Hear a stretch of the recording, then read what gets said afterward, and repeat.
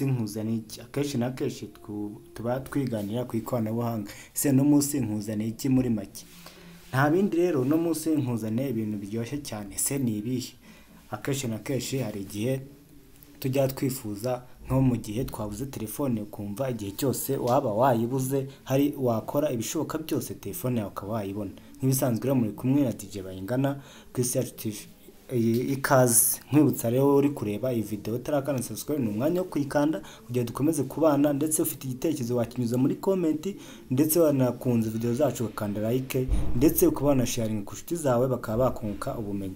No munsi rero ndaje nkubwira uburyo ki ushobora kumenya ese telefone yanjye yibwe irahagana ese ubu ngubu nabigenze gute kugira ngo wenda mbe nayirokinga muri screen umuntu uyifite ntigike mu marira. Kuko urabizi ko hari igihe bashyiramo password wayibye akaba yayikuramo, ariko wowe ukaba wavuga uti telefone yanjye nibwo yakimara kuyiba reka mpite nyisubizamo password. Ese bikorwa gute? Nta bindi rero, wowe nkurikirane turaza kubibona byose rwose ni amakuru y'imvaho, mbese nawe uraba ubyiboneye. Icyo usabwa ni ugukurikirana video kuva itangiye kugira ngo irangiye, kugira ngo ubashe kumenya ese ibintu byifashe gute. Ikaze rero mu cyari kumwe na DJ Bayingana ku Isi Yacu TV. Reka dukomeze ikoranabuhanga ryacu rero sasa. Nk'ibisanzwe ngiye gukora ibintu, ndaje njye mbibereka ibyo ndi gukora kugira ngo ibintu bigende neza. Nk'ibisanzwe tuba dufite internet, uraza ukajya kuri application yitwa Find My Device. Ni ukuvuga ngo ni application nyine igufasha kuba wahita ureba location y'ahantu telefone yawe yibwe irahagana. Ese bimeze bite? Icyo ukora rero uraza ukajya muri Play Store, ngiyi hano ukandikamo ijambo Find My Device. Ngibi hano gene nabyanditse ko wenda reka nongeye mbyandike Find My Device, ukayandikamo nk'ibisanzwe. Ngiyi hano ugahita ukandaho. Umaze gukandaho rero urabona ko nababwiye yuko hano hasi ni bigaragaza uko iriya application ikora, ibintu byose biba biri hano bigaragaza ibintu biri muri iyo application mu gihe yageze muri Android. Rero uhita ukanda kuri install.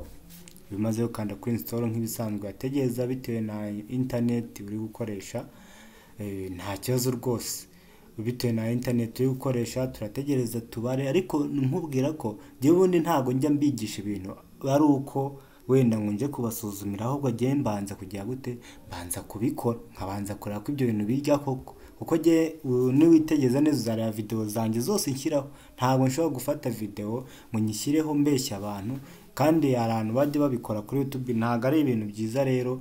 Niyo umuntu avugisha ukuri abagomba kugaragaza n'ibintu ukuntu bikorwa, nta bintu by'amanyanga. Ukuntu nyine umuntu babazana mutuntu tunyanga bakakubeshya ku bintu ari kubikora ariko bimeze wowe wabikora bikanga. Je rero birakorwa. Aha bisanzwe giye amaze kwa download, ndahita njya kuri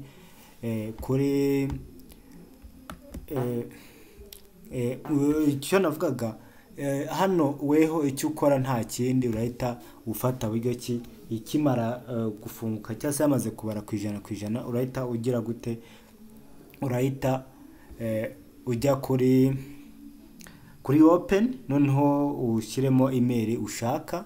Email dore ubwo nuvuga ngo wa muntu cyangwa se ya telefone uri gushaka irimo ya email yawe batarayikuramo, urahita wandikamo email yawe. Kuko urabizi ko buri telefone yose bifite email.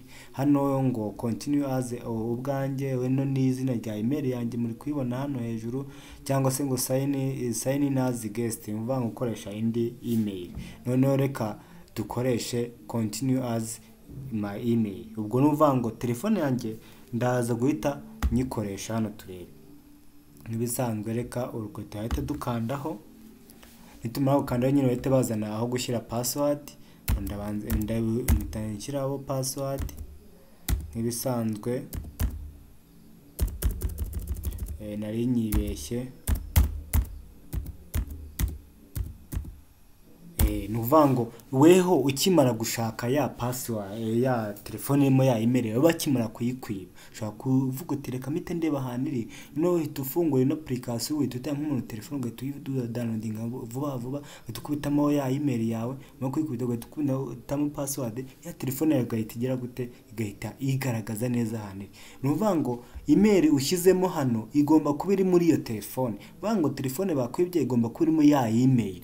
Ntago uvuga ngo uzashyamo email wenda ngo uyiboneye ngo urumva uzayibona. Ya weho uzavuga uti wenda nakoreshagamo email muri iyi telefone yanjye reka mba ariyo nkoresha. Okay, ubwo twamaze kubyumva ko email ukoresha iyo wakoreshaga muri ya telefone, ubundi ugahita uyishyiramo, ugahita ushyiramo na password, ugahita ukanda sign in, ugategereza nk'ibisanzwe ni internet nyine. Iyo ufite internet yihuta birihuta cyane, yaba igenda gakeya ugasanga bibaye ikibazo. Ibisanzwe hano kubera internet yangiye kugenda gakeya, niyo mpamvu muri kubona ibintu bitari kwihuta cyane. Okay, kubera internet nyine bifite ikibazo, niyo mpamvu bitabisa bikunda. Rero nano bamwe ngo allow find my device to access this device location. Ese urashaka ino application yawe yakoresha location?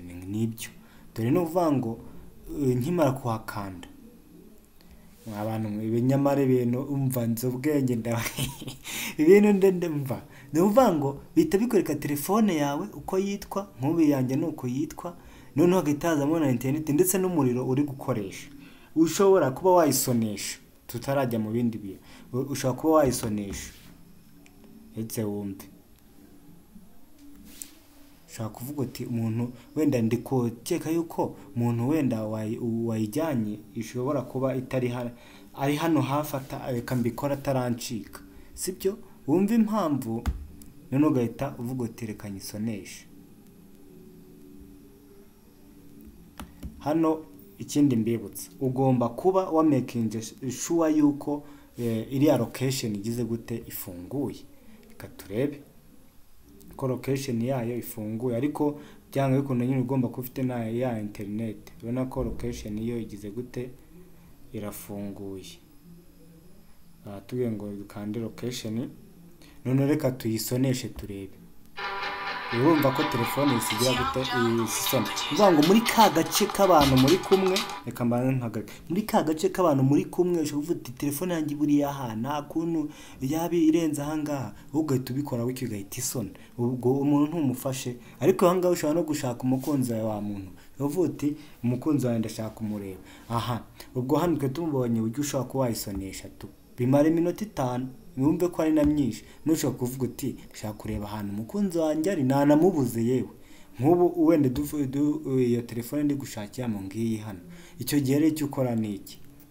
Urabona ko gihe nk'ubu ahantu mpereye hano ku mafarashi rwose hano mu mujyi wa Kigali hepfo yaho gatoye. Urumva nyine no guhita umpakinga neza cyane bate tewe nakuvumbuye. Urabona rero hano n'utuntu tw'ubwenge kabisa, ariko nuvanga utuntu twinshi nyine umuntu aba ari kudukora, ariko nawe cyo kusabwa weho ukandi subscribe kuri iyi channel kugira ngo tukomeze kubana nk'ibisanzwe nyine, sibyo? Urabona ushobora kuba nyine wagira hasi hano bari kukubwira ngo play sound ni ya sound twemo dukina security device. Ushobora kugira gute? Ushobora guhita uvuga uti reka ni locking nk'i telefone kwa locking, hano ugahita ushyamo password, we yapfuye ajya gufungura bikanga kubera ko atagize gute atayize atamenye n'igihe yagiriyemo. Hano rero no kwemeza telefone number, ubundi bigahita bijya gute birangira. Aha, akandi rero nanone ushobora kuba wavuga ngo erase device, mvuga ngo ukaba wanayisiba, byose birashoboka wenda ujya ngo usibe amakuru ayirimo. Byo nabyo ni ibintu bikose wagira gute wakora, ariko urabona ko ino application ni y'ubwenge, ariko ikintu giteye ikibazo ni ukuyikoresha. Abantu benshi ndabizi muzi utuntu twinshi ugasanga ntago muzi kudukoresha. Ndahababereye rero mu nyandikira umumbwe uti ino application kabisa ibintu nk'ibyo n'ukuri rwose. Nkwibutsa subscribe niba utarayikanda kugira ngo dukomeze kubana muri byose nk'ibisanzwe. Rero nayo imaze iminsi ntakora nyine arigiye biba byatewe n'akazi kenshi, bigatuma nyine umuntu ataboneka, cyangwa se umuntu wenda hari ikindi kibazo yahuye nacyo bigatuma ataboneka. Ariko nkomeje kubashimira mwebwe mwakanze subscribe uri kureba, warakanze subscribe rwose ni iby'agaciro. Nawe uri kureba ino video ndagukunda cyane. Bye bye mwe DJ Bayingana, naho ubutaha none tuganira ku bindi bintu bizaba bigezweho. Ikoranabuhanga ni buhoro buhoro kandi twese tukajya gute tukabimenya. Bye bye rero, naho ubutaha tureba ku bindi bintu. Ariko nkwibutsa wakunze video zacu wakanda subscribe, ibintu bikagenda neza nk'ibisanzwe. Ngaho nguko rero, bye bye.